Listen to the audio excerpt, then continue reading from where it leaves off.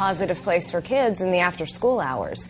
I'm Jill Horner. This is Comcast Newsmakers. With me this hour is Wycliffe Daniels from the Boys and Girls Club of Union County, where he is a board member. Thanks so much for being with us. Hi, Jill. Thank you. It's the Boys and Girls Clubs. You have a variety of locations. Yes, we do. We are based in Union. That was our first club. We've been there for about 55 years. But we also have clubs in Elizabeth, in Hillside, Plainfield, and Roselle.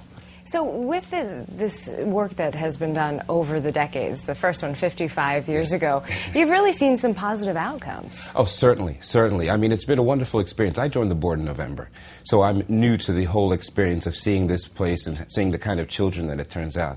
But just being there, I've realized that it's like developing a second place for kids to grow and develop into adults much differently than I had been afforded the opportunity. And it's in the after-school hours, which is important for parents who are working, but it's also a safe place for kids to be. Right, absolutely, absolutely. Today, the kids that are growing up today are experiencing a lot more distractions towards their future than we had when we were growing up. They have things like 24-hour news cycles and Twitter and Facebook and everything trying to keep them from the successes that they can do. So at the Boys and Girls Club, we try to create an environment where they can focus on being kids and also having a future set for them by our mentors and our volunteers.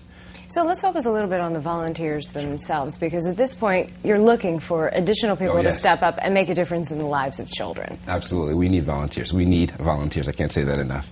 Obviously, I'm a volunteer as well, and what really inspired me when I started, I had the opportunity to be a judge for our annual campaign to find the Youth of the Year, the spokesperson of the kid who really embodies what the Boys and Girls Club is.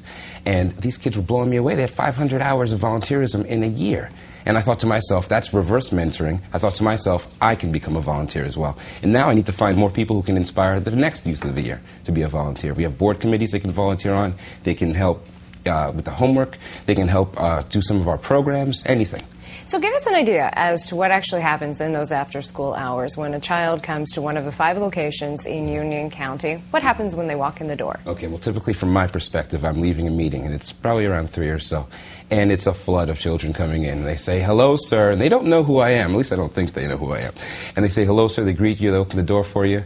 And they have different activities. They could either play basketball. They could go swimming. We have a swimming pool. They can we have pool. They have like pool tables. And they also have homework rooms. They have dance classes they go to. They have money matters classes where they learn fiscal responsibility as kids. I didn't learn that personally. So it's a wonderful place. A variety of things that we offer for them. And there's a focus on fitness, but on academics as well. Right, because there's more than... Your health is very important. I mean, we see that childhood obesity is kind of on the rise in our country. So that's important, but these kids also need the structure so that they can be successful in their academics, so they can have the better futures and hopefully come back and help mentor more children. Now, when you go there, for example, in the after-school hours as a volunteer, are you able to work one-on-one with kids and help them with homework, for example? Certainly. I mean, when I can. Most of the time my work is involved with trying to find the volunteers to do that. But when I can, I certainly do. I try to meet them. I try to ask them about what their aspirations are. And that's what you're asking volunteers to do as well. Oh, certainly. But the thing that people need to understand, the volunteering at the Boys and Girls Club is a wonderful thing for us. We need the body, but what we need more is the mentor. And that's what all of our volunteers provide for our children. So that's the most important thing, just letting them meet you and they ask you questions like about what do you do for a living? How did you get there?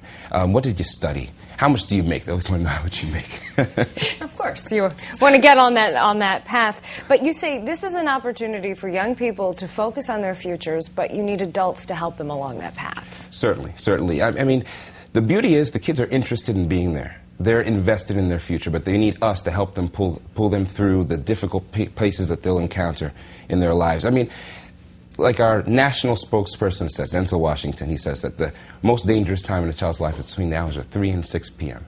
So if we can be there in that critical period and provide them with a roadmap, if you will, on how they can get to where they want to get in life, we feel like we've done it. All right, thanks so much.